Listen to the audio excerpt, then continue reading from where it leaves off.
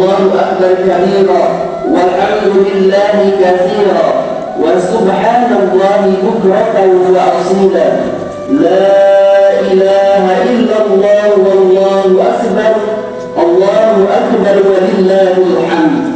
فيا أيها الحاضرون أوصي نفسي وإياكم بتقوى الله فقد فاز المتقون. فقال تعالى مذكرا بذلك أعوذ بالله من الشيطان الرجيم بسم الله الرحمن الرحيم يا أيها الذين آمنوا اتقوا الله حق تقاته ولا تموتن إلا وأنتم مسلمون. Ma'asyiral muslimin rahimakumullah, kebahagiaan yang tak terhingga sampai juga usia kita di tahun 1443 Hijriah ini, dan alhamdulillah pada pagi yang berbahagia ini kita bisa menunaikan sholat Idul Adha bersama-sama. Kebahagiaan yang tak terhingga, tanda syukur kita kepada Allah Subhanahu wa Ta'ala. Hanya menjelang 2 bulan sampai 3 bulan saja Idul Fitri ke Idul Adha, maka ini semua adalah karunia yang diberikan oleh Allah untuk mengingatkan kita sebagai tanda syukur bahwasanya Allah masih menganugerahkan rezeki, masih menganugerahkan kehidupan, masih menganugerahkan kesehatan. Maka di bulan ini, di bulan Dzulhijjah ini, Allah perintahkan satu perintah yang tidak diperintahkan di bulan yang lain dan ditentukan waktunya hanya 4 hari saja, yakni untuk berbagi kurban sebagai tanda syukur kita kepada Allah Subhanahu wa Ta'ala.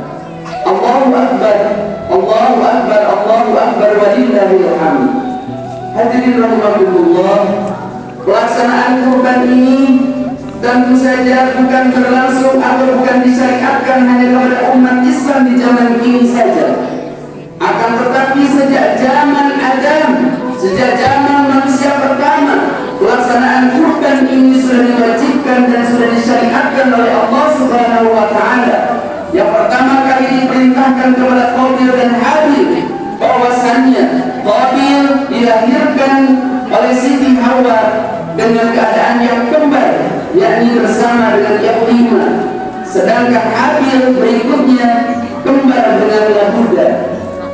Keinginan yang tak terhingga, padahal Allah mengingatkan kepada Nabi Adam, nikahkanlah Qabil bersama pasangannya yang bukan teman lahirnya, artinya bukan kembarannya.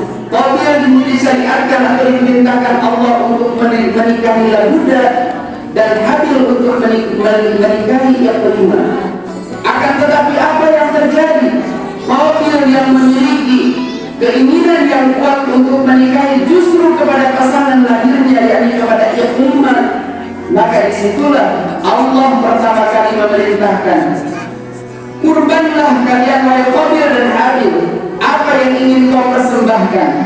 Maka dalam waktu beberapa saat Qabil bercocok tanam, sedangkan Habil beliau berternak berbagai macam, ada kambing dan lain sebagainya. Maka ketika sampai usia 1 tahun, Qabil menyerahkan hasil tanamannya, hasil panenannya, sedangkan Habil menyerahkan hasil ternaknya. Diberikanlah oleh keduanya, disimpanlah di sebuah tempat yang paling tinggi, di sebuah bukit yang paling tinggi, berharap mendapatkan siapa yang akan diterima oleh Allah Subhanahu wa Ta'ala dari persembahannya. Maka Adam menyampaikan kepada Qabil dan Habil, wahai Qabil dan Habil, siapa di antara sesembahan kau yang nanti diberkahi dan diterima oleh Allah, itulah yang berhak menikahi Ibrahim. Dan ternyata ketika sesembahan itu disampaikan, maka tiba-tiba ada api yang menyambar dari langit, dan ternyata yang diterima adalah kurbannya Habil, ekor domba yang sangat besar, yang sangat bagus tiada tandingannya. Sedangkan apa yang dipersembahkan oleh Qabil hanya tanaman-tanaman yang sudah membusuk, yang ternyata ini tidak pantas dan tidak layak untuk dimakan.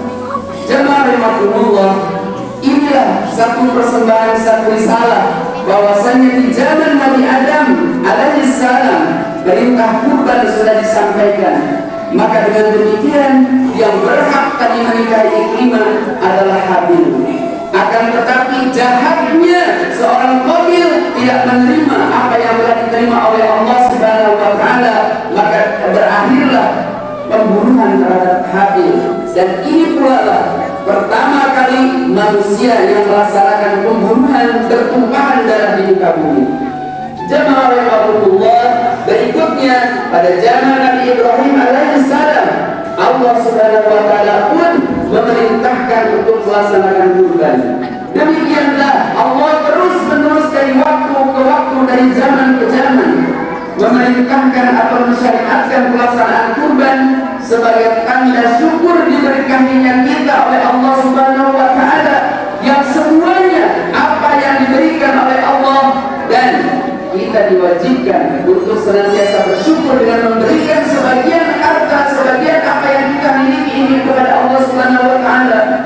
Maka manakala Nabi Ibrahim alaihissalam bertahun-tahun, berpuluh-puluh tahun setelah menikah dengan Siti Sarah, beliau tidak mendapatkan seorang putra pun, maka pada akhirnya Siti Sarah menyarankan kepada Nabi Ibrahim, wahai suamiku, di rumah kita ada seorang pembantu yang bernama Siti Hajar, nikahilah olehmu, siapa tahu Allah memberikan keturunan. Maka dengan demikian Ibrahim pun mengikuti apa yang disarankan oleh Siti Sarah. Dan ternyata tidak lama kemudian Siti Sarah pun mengandung, Siti Sarah pun hamil. Dan pada saat hamil inilah Siti Sarah rupanya memiliki rasa cemburu yang sangat luar biasa kepada Siti Hajar. Maka Siti Hajar disuruhnya untuk pergi dari rumahnya dalam keadaan hamil, dibersamai oleh Ibrahim alaihissalam. Siti Hajar pergi menuju ke tempat yang terpencil, tidak ada rumah, tidak ada siapapun di tengah padang pasir. Ketika sampai di sebuah batu yang maha besar, berlindunglah beliau berdua di bawah batu tersebut. Dan manakala terhenti, lalu Nabi Ibrahim alaihissalam melihat kepada Siti Hajar dalam keadaan yang tentu saja di tengah padang pasir bakal kesepian, akan tetapi Allah ternyata memerintahkan kepada Ibrahim, pergilah wahai Ibrahim, tinggalkan Siti Hajar sendirian saja. Berbeloklah berbalik arah Ibrahim alaihissalam untuk melangkah pergi baru satu langkah, maka Siti Hajar memanggil, wahai suamiku. Nabi Ibrahim terhenti, akan tetapi tidak menengok kepada Siti Hajar. Di langkah kedua pun demikian, Siti Hajar memanggil lagi, wahai suamiku. Nabi Ibrahim pun terhenti, tapi tanpa menengok kembali kepada Siti Hajar. Dan di langkah ketiga, Siti Hajar kembali memanggil, wahai suamiku, apa yang engkau lakukan? Engkau mau meninggalkan aku di tengah padang pasir seperti ini dalam keadaan sendirian? Engkau tidak tahu dan engkau paham bahwasanya di tengah padang pasir ini bisa saja ada binatang buas dan lain sebagainya. Engkau tega meninggalkan aku, wahai suamiku, sendirian? Terdiam pula Nabi Ibrahim. Setelah beberapa saat dia berhenti, maka Siti Hajar kembali berduka, kembali menyampaikan kata-kata, wahai suamiku, jika apa yang engkau lakukan kepadaku adalah perintah dari Allah Subhanahu wa taala, maka berikan kesabaran kepadaku dan lancarkan apa yang aku pikul ini, beban yang diberikan oleh Allah kepadaku. Semoga diberikan kesabaran dan ketawakalan kepadaku, kata Siti Hajar. Maka pergilah engkau, wahai suamiku, biarkan aku sendirian di sini. Dalam keadaan seperti inilah, jamaah rahimahumullah, Siti Hajar dalam keadaan sendiri, hamil dalam keadaan yang cukup besar, hingga beberapa saat lagi akan melahirkan. Ketika tibalah saat melahirkan, maka disitulah Siti Hajar dalam keadaan sendirian melahirkan Ismail kecil, tanpa sedikit pun memiliki, tanpa setetes pun memiliki air susu. Inilah Ismail kecil. Ketika kecil sudah dalam keadaan seperti itu, tanpa minum sedikit setetes pun ketika lahir. Sedangkan ketika hamil pun sudah disuruh pergi dari rumah oleh Ibrahim, oleh Siti Sarah dan Ibrahim alaihissalam. Kesabaran yang luar biasa yang dimiliki oleh anak kecil bernama Ismail ini. Manakala setelah lahir, kebingungan Siti Hajar kemana dia mencari, tidak ada air sedikit pun. Maka berlari-lari kecillah dia menuju sebuah arah. Ada gunung yang tinggi, nampak di situ ada kelihatan air. Ternyata ketika sampai di bukit tersebut, ternyata tidak ada air, yang ada hanya hamparan pasir. Rupanya ibarat fata morgana, sinar dari matahari yang memantul dari pasir-pasir itu. Kembalilah beliau dan berlari berbalik arah. Itulah yang kita sebut dengan bukit Sofa. Dan berlari lagi, beliau berbalik arah, lari-lari kecil lagi menuju satu bukit yang di situ juga nampak ternyata ada kelihatan air. Dan ternyata ketika sampai di bukit tersebut yang kita kenal sebagai Bukit Marwah, ternyata air itu pun tidak ada. Bolak-balik selama 7 kali. Maka saat ini saudara-saudara kita kemarin, para saudara-saudara kita yang berada di Makkah Mukarramah yang sedang menunaikan haji, pasti sudah melaksanakan rukun haji ini, yakni berupa sa'i 7 kali putar, 7 kali bolak-balik lari dari kecil dari Bukit Sofa sampai ke Marwah. Jamaah rahimakumullah, ternyata ketika Siti Hajar sampai di dekat Ismail kecil ini, ternyata Ismail sedang meronta-ronta, menghentak-hentakkan kakinya sambil menangis. Tanpa terasa, tanpa terkira, disitulah ada ciri khasnya Ismail alaihissalam. Dan ternyata keluarlah memancar ada air sedikit demi sedikit. Maka Siti Hajar duduk berjongkok mendekati air tersebut, dipinggirkan pasirnya, airnya dikumpulkan, zam, zam, zam, zam. Maka air tersebut hingga ini disebut dengan air zam-zam. Air zam-zam ini dalam arti adalah berkumpul, berkumpul, berhimpun, berhimpun dan berhimpun. Maka sejak inilah jamaah rahimakumullah, dari zaman Ismail alaihissalam, air zam-zam sampai detik ini tidak pernah mengalami kekeringan dan tidak pernah mengalami kekurangan. Inilah mukjizat Allah Subhanahu wa taala yang diberikan atau irhas yang disampaikan kepada Ismail alaihissalam. Tidak terhenti ujian Ismail alaihissalam sampai di situ. Manakala dia beranjak mau dewasa, mau remaja, ternyata Allah memerintahkan kepada Ibrahim berulang-ulang dalam mimpinya untuk melaksanakan atau untuk disembelih putranya yang tercinta ini. Jamaah rahimakumullah, sebelumnya Nabi Ibrahim pernah mengatakan kepada Allah Subhanahu wa taala dalam doanya, "Wahai Allah, apa yang Kau anugerahkan kepadaku, semuanya aku ikhlaskan, aku ridhokan untuk senantiasa berbagi. Aku ikhlaskan untuk kembalikan kepadamu. Aku ikhlaskan untuk diberikan kepada saudara-saudara muslimin dan muslimat saat itu. Jangankan cuma harta benda, wahai Allah, andai pun kata aku diberikan seorang anak yang kucintai, jika Engkau menghendaki maka niscaya akan aku kurbankan." Dan ternyata janji itu Ibrahim penuhi manakala Ismail sudah mencapai anak remaja. Diperintahkannya oleh Allah Ismail untuk disembelih. Inilah ujian yang luar biasa jamaah rahimakumullah, bahwa Allah mengingatkan kepada kita, a'udzubillahi minasyaitonir rajim, wa lanabluwannakum bisyai'in minal khawfi wal ju'i wa naqsin minal amwali wal anfusi was samarat wa basyyiris sabirin. Wahai manusia, sesungguhnya aku akan menguji setiap kita, setiap orang-orang yang beriman. Yang pertama kali dengan kelaparan, yang kedua dengan hilangnya harta benda, bahkan kehilangan nyawa. Inilah ujian yang diberikan oleh Allah. Agar apa?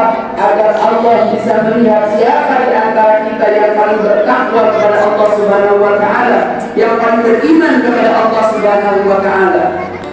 Maka dengan demikian Ismail dipersembahkannya oleh Ibrahim alaihissalam.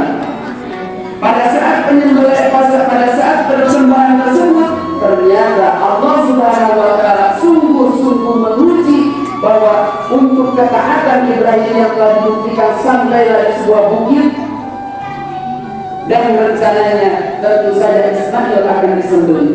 Ketika sampai di sebuah altar persembahan, ketika tiba-tiba mau disembelih dengan mengatakan Bismillah Allahu Akbar, dan seketika itu juga Ismail diambil oleh Allah Subhanahu wa Ta'ala dan digantilah dengan sebuah berkah yang sangat cantik dan sangat besar, disembelihlah oleh Ibrahim alaihissalam. Maka Allah pun berkata kepada Ibrahim, sesungguhnya aku hanya menguji saja ketaatanmu dan kecintaan kamu terhadap apa yang kau miliki, karena dulu kau pernah mengatakan apapun yang kau miliki, jika Allah menghendaki dan meminta, maka pasti akan aku berikan.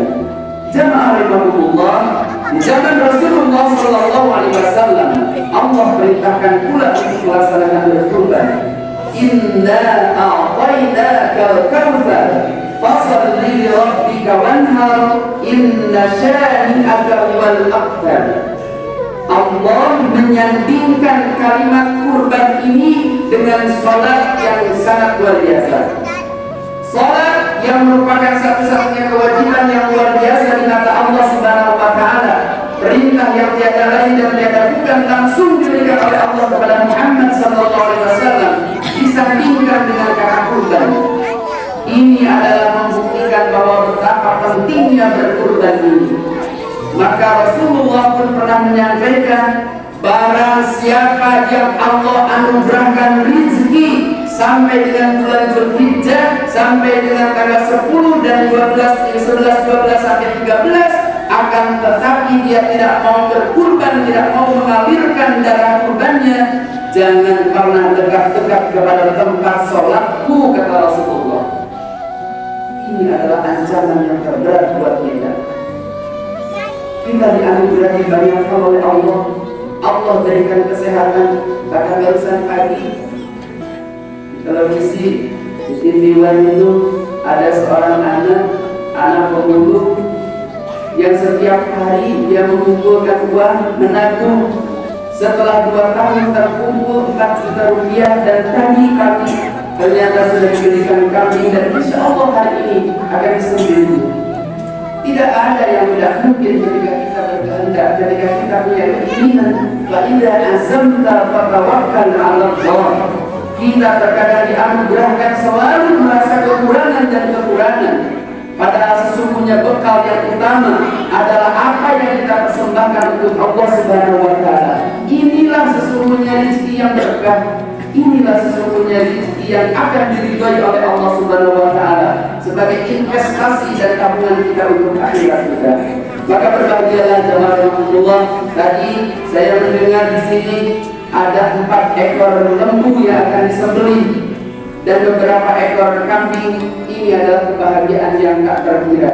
Artinya mudah-mudahan dari yang sedikit ini atau mungkin setelah tertunda beberapa tahun yang lalu, mudah-mudahan saudara-saudara kita yang dikaruniakan rezeki, yang diberkahi rezekinya oleh Allah Subhanahu wa Ta'ala, mampu menunaikan dan berbagi dengan saudara-saudara kita yang sedang mengalami kekurangan. Dan inilah luar biasanya kurban, tidak hanya disampaikan kepada orang yang kekurangan saja, akan tetapi semuanya kaum muslimin, muslimat, bahkan yang bukan muslim pun berhak untuk menikmati hari raya Idul Adha ini. Jemaah rahimahullah, semoga dari cerminan tadi kita senantiasa berdoa dengan apa yang diungkapkan oleh Ibrahim alaihissalam dengan sebuah kalimat, Rabbi habli minas shalihin, Rabbi habli minas shalihin, Rabbi habli minas shalihin. Wahai Allah, karuniakan kepadaku anak yang soleh. Dan ternyata 2 putra Nabi Ibrahim alaihissalam, Ismail dan Ishak, dua-duanya menjadi anak yang soleh, dua-duanya menjadi nabi, dan berikutnya sampailah kepada Rasulullah SAW dari Ismail alaihissalam. Jamaah rahimakumullah, ini saja yang saya sampaikan. Mudah-mudahan bermanfaat dan kami mengucapkan selamat Hari Raya Idul Adha 1443 Hijriah. Semoga Allah senantiasa memberkahi apa yang diamanahkan berupa harta benda, keluarga dan apapun yang Allah berikan kepada kita menjadi berkah dan diridhoi oleh Allah, senantiasa dapat mendekatkan diri kita kepada Allah Subhanahu wa taala. Aku qauli hadza astaghfirullah al-azim innahu huwal ghafurur rahim. Allahumma shalli wa sallim wa barik ala habibina wa syafi'ina wa maulana Muhammad wa sallim radhiyallahu tabaraka wa ta'ala an kulli sahabati Rasulillah ajma'in. Amin ya rabbal alamin. Allahumma ighfir lil mu'minina wal mu'minat wal muslimina wal muslimat al ahya'i minhum wal amwat. اللهم أعنا على ذكرك وشكرك وحسن عبادتك. رب أوزعني أن أشكر نعمتك التي أنعمت علي وعلى والدي وأن أعمل صالحا ترضاه وادخلني برحمتك في عبادك الصالحين. اللهم اغفر لهم وارحمهم وعافهم واعف عنهم وأكرم نزلهم ووسع مدخلهم ونور قبرهم. اللهم لا تحرمنا أجرهم ولا تفتنا بعدهم واغفر لنا ولهم واغسلهم بالماء والثلج والبرد. ربنا إننا سمعنا مناديا ينادي للإيمان أن آمنوا بربكم فآمنا. ربنا فاغفر لنا ذنوبنا وكفر عنا سيئاتنا وتوفنا مع الأبرار. ربنا آتنا في الدنيا حسنة وفي الآخرة حسنة وقنا عذاب النار. سبحان ربك رب العزة عما يصفون وسلام على المرسلين والحمد لله رب العالمين. السلام عليكم ورحمة الله وبركاته.